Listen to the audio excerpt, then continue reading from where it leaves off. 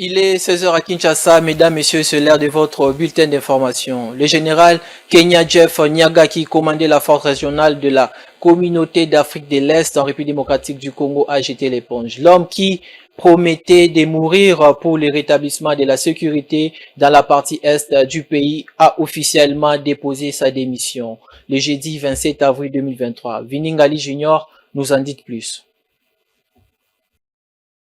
Le général Jeff Nyaga, commandant de la force régionale de la communauté des États de l'Afrique de l'Est, déployée dans la partie orientale de la République démocratique du Congo, a présenté sa démission. Dans une correspondance adressée au secrétaire général de l'organisation, il estime que sa sécurité n'est plus garantie. Il accuse des membres d'une entreprise militaire et de sécurité privée que Kinshasa présente comme des instructeurs de l'avoir intimidé en plaçant des dispositifs de surveillance à l'aide notamment des drones autour de sa résidence en janvier dernier. Honorable secrétaire général, c'est en gardant cela à l'esprit et en procédant à une évaluation plus approfondie que je suis arrivé à la conclusion que ma sécurité en tant que commandant de la force n'est pas garantie dans la zone d'opération, écrit l'officier kenyan. Il s'est dit également victime d'une vaste campagne de diabolisation sur sa gestion du cas M23. La dite campagne serait même financée, ajoute-t-il. Ces accusations vont plus loin. Il affirme que le gouvernement congolais n'assure pas le coût administratif du bureau du quartier général de la force régionale, des logements des officiers d'état-major et même l'électricité ainsi que les salaires du personnel civil. Les tout en contradiction avec les statuts de la force. En outre, la frustration actuelle a rendu ma mission intenable, d'où la décision de précaution de quitter la zone de la mission, conclut-il. Le départ du général Jeff Nyaga était demandé par Kinshasa, renseigne une source gouvernementale. Il est accusé par les autorités congolaises de n'être pas ferme sur sa position vis-à-vis du M23 et sur les mandats de la force régionale. Parlons à présent de la sortie officielle de l'Union sacrée. Plus de 300 000 personnes attendues au stade des Martyrs, rapportent les organisateurs. Quelles sont les dispositions prises à cet effet? Éléments de précision dans ces reportages. La plateforme Union Sacrée pour la Nation fera sa sortie officielle le 29 avril prochain au stade des Martyrs de la Pentecôte à Kinshasa. Plus de 300 000 personnes sont attendues à cette occasion. Les organisateurs avancent que toutes les dispositions sont prises pour que cette activité politique entre dans les annales de l'histoire politique de la RDC. Tout est pris en compte.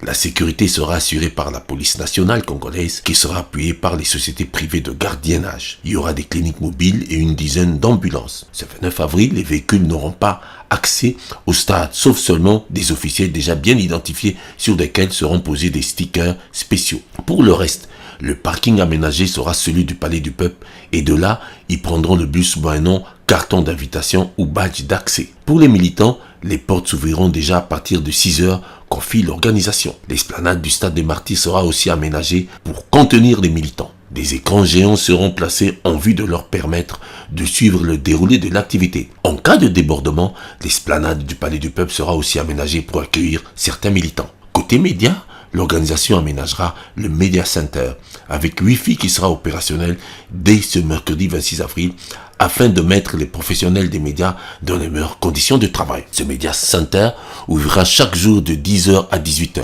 Ils auront notamment droit à la documentation. Les journalistes désireux de couvrir cette sortie officielle sont priés de se présenter au salon présidentiel pour l'accréditation à partir de ce mercredi. À noter que l'activité proprement dite de la sortie officielle de l'Union Sacrée débutera à 11h. Les habitants de la commune de Kisenso ont manifesté le jeudi 27 avril dernier dans l'avant-midi suite à la suspension du bourgmestre de cette municipalité. Ils exigent sa réhabilitation. Asiwel Godet est suspendu pour avoir tenu des propos appelant les habitants à se munir de machettes pour se défendre contre les Koulouna. Les propos qui ont été mal digérés par sa hiérarchie. Les points avec Laetitia Moulalou. Depuis l'annonce de la suspension il y a un jour du bourgmestre de la commune de Kisenso par le gouverneur de la ville de Kinshasa, Gentili Ngobila, le bourgmestre récemment nommé par ordonnance présidentielle est accusé d'avoir incité la population de sa municipalité à la violence. Selon l'hôtel de ville, ce dernier faisait la promotion de la violence, chose qui est à la base de l'insécurité à Kisenso. Asiwel Godet soutient que ces propos ont été pris hors de son contexte. Les habitants de Kisenso s'opposent à cette décision de l'autorité urbaine et plaident pour sa réhabilitation. Godé aime Kisenso et c'est un fils de cette commune. Quand il vous demande d'être vigilant et de ne pas nous laisser abattre par des inciviques, vous nous voulez du mal. Qui dans ces pays ne connaît pas la légitime défense? Pour éviter que non légitime défense existe.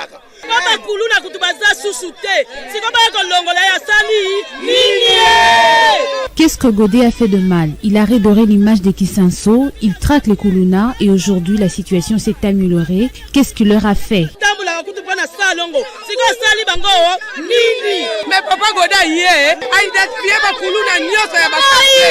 Papa Godé est le seul qui a réussi à identifier tous les Kuluna. Il nous a donné la paix alors qu'on n'arrivait même pas à bien nous déplacer. Concernant l'insécurité dans cette commune, notons que le bourgmestre de Kisenso a mis en place un registre appelé Livre Blanc contenant les noms et les adresses de tous les Kuluna de ce coin et tous les suspects afin de combattre efficacement ce fléau, mais hélas.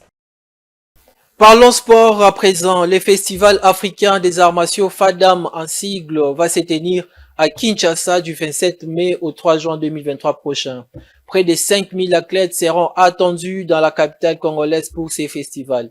30 disciplines seront au rendez-vous. On notera également la présence de 1000 artistes qui proviendront de plus de 60 pays au monde. Le président du festival, Master Dominique Satenang, explique ces festivals. Suivez. Des Jeux Olympiques pour les arts martiaux. C'est la seule organisation qui met en valeur la lumière culturelle, qui met en lumière la culture d'un pays.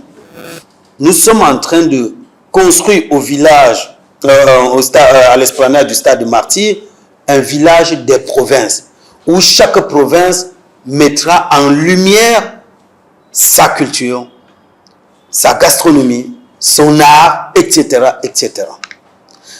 Alors, cet espace sera ouvert 24 heures sur 24 pendant 10 jours. Et Madame la ministre de la Culture avait tellement salué un tel projet qui, pour elle, donnait la lumière de la culture congolaise et africaine en général. Donnons à la jeunesse la chance à pouvoir faire ce qu'il a, la joie et l'amour. Le volet 2, qui repose sur le sport, il est déterminant pour moi.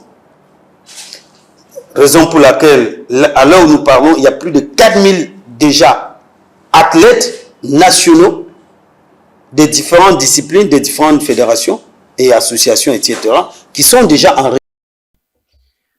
C'est la fin de ce bulletin d'information, mesdames, messieurs, et bonne suite des programmes sur Mandiko Télévision.